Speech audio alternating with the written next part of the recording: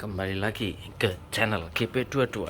Sore ini kita akan bahas tentang Yamaha R25. Ini buat mungkin udah banyak yang posternya, ini motor udah dari tahun 2014, 2015 masih muncul aja di vlog. Iya, mungkin motornya emang udah nggak terlalu hype lagi seperti pertama keluar, tapi ilmunya masih banyak yang bisa kita pelajarin. Ya, emang kita mau bahas apa lagi? Kali ini kita mau bahas tentang underyoke. Underyoke, under di bawah yoke, yoke di bawah yoke. Ya, seperti sudah kita ketahui, bisa kita lihat ini setang itu clip on atau sebenarnya stang jepit, tapi OEM, standar bawaan pabrik. Nah, kebanyakan bawaan pabrik itu dia ketika menjepit, ini saya bawa penggaris ya buat nunjukin. Nah, bawaan pabrik itu biasanya di sini jepit, terus dia ada efek naiknya dikit, itu racer dibilangnya tuh racer. Jadi dia naik, aslinya di atas terus naik lagi. Jadi sportinya tuh setengah-setengah sebenarnya. Oh ya, yang penasaran ini nongolnya berapa mili? Ya, kelihatannya di situ ya sekitar 40 mili atau 4 cm. Nah, jadi buat motor sport yang belum underyoke itu gimana sih biar bisa kita modif, jadi bukan modif sih, di adjust lagi biar bisa underyoke. Kalau kita lihat di sini panel bodinya itu, jadi dia nggak naik, kan ada yang dari sini langsung naik ya, tapi dia ada efek agak turunnya dulu, turun, nah baru naik.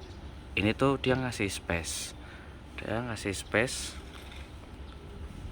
biar bisa dibikin underyoke, ya kan? Ini kita harus tahu dulu dari sini nih, kalau ini ada ruang berarti kita bisa buat jadi underyoke. Efek pertamanya apa? Ketika dilihat dari depan, posisi setang itu ada di sini tuh, nongolnya di sini ya.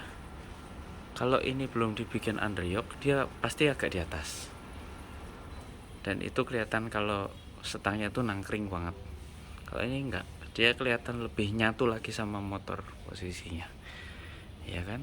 Kita bahas dari sisi motornya dulu, terus viewnya dari sini seperti apa. Nah, yuk kita lihat. Dari sini kelihatan lebih, nah repot kan sekarang megangnya di mana. Taruh sini dulu ya, kelihatan lebih padat, ya kan? Lebih padat, kelihatan lebih ruangnya tuh, space cockpitnya tuh lebih padat ya.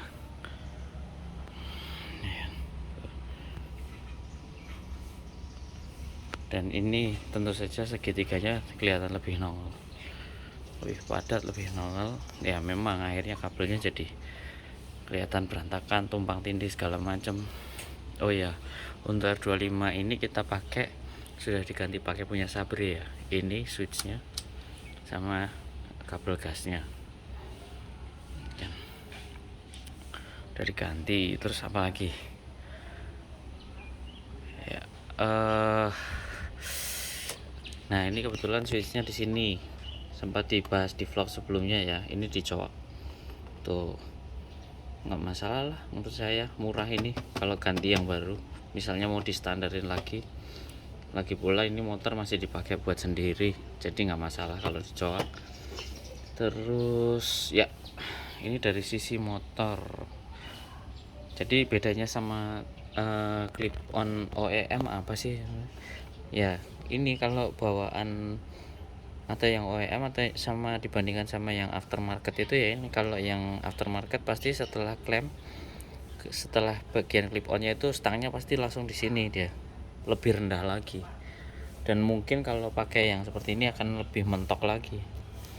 Tapi saya rasa pakai yang OEM atau bawaan pabrik juga sudah bagus, udah keren. Nah sekarang gimana cara nyetingnya biar nggak pegel-pegel amat. Jadi sebenarnya kalau ada orang yang bilang pakai motor sport pegel punggungnya, sebenarnya kan buat saya bahwa motor matic atau yang posisi duduknya tegak itu justru lebih pegel karena posisi duduknya itu tegak dan badan itu full menjadi tumpuannya. Kalau di pantulan kelihatan kali, nggak kelihatan.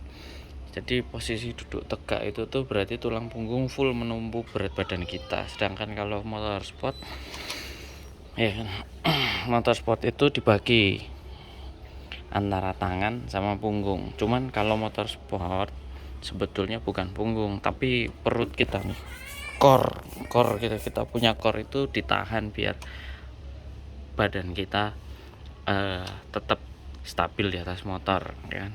Nah itu pertama, masalah punggung pegel dan pergelangan tangan. Sekarang nyeting setangnya biar nggak pegel-pegel amat ya. Kalau saya intinya ergonomi motor itu sebisa mungkin itu senatural mungkin, natural. Jadi kalau natural itu apa adanya. Pertama antara setang, handlebar sama handle rem, atau antara setang ini, handlebar sama handle kopling itu harus satu garis lurus ke arah bawah. Jadi seperti ini guys. Alah tipe. Nah, ini lurus ke bawah. Jadi nggak seperti ini. Bukan handle remnya di sini tapi agak ke bawah. Jadi pas ngerem itu dia ke bawah. Ya kan? Seperti ini. Ini lurus nih ke bawah. Jadi nggak gini. Jadi pergelangan kita tuh natural itu lurus apa adanya. Kalau seperti ini ya udah membentuk sudut pegel pasti.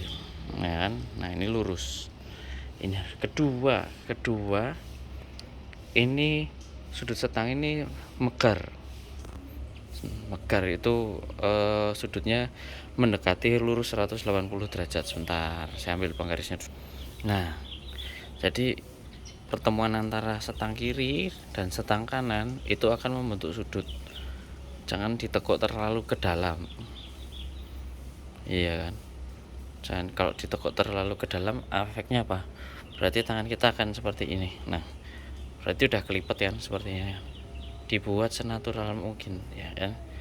Nah, netral nih, posisinya udah netral dan senatural mungkin ya kan. Kalau begini nanti pegel pasti, lipat ke dalam ini pasti pegel seperti ini. Apalagi kita posisi ngerem neken motor kan.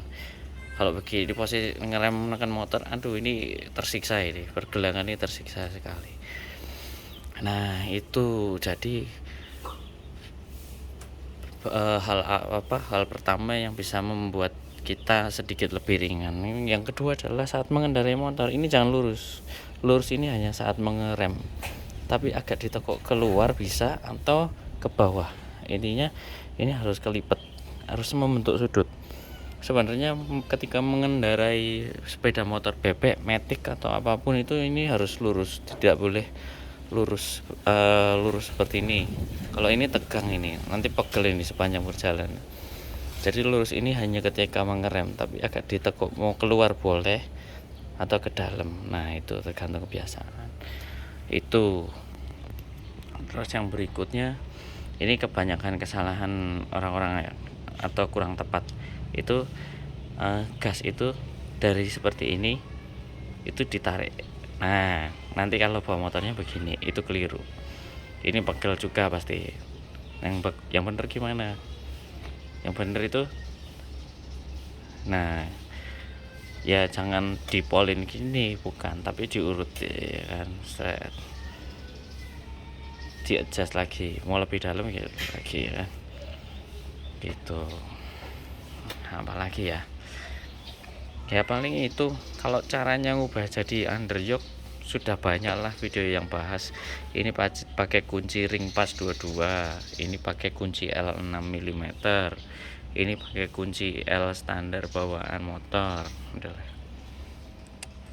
apalagi ya paling itu sih. Kalau saya lihatnya jadi lebih enak aja ya dibikin jadi underyoke gitu ya, keren, lebih ringkas lagi, lebih compact lagi. Motor R25 ini sering dikira motor R15 buat yang nggak tahu. Cakep gitu guys ya. Inilah sharing kita sudah bahas underyog ya hari ini nih. Mau bahas apa lagi kira-kira? Ya kan? Bahas apa lagi? Itu sudah saya ganti GB shift atau mau ganti itu mau bahas itu atau yang lain, ya kan?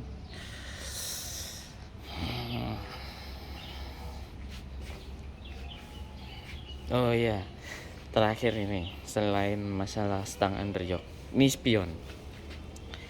Spion ini kelihatan lebih itu ya, lebih landai, lebih megar ya kan. Saya bukan tipe orang yang suka melipat spion ke dalam, karena spion itu penting untuk safety.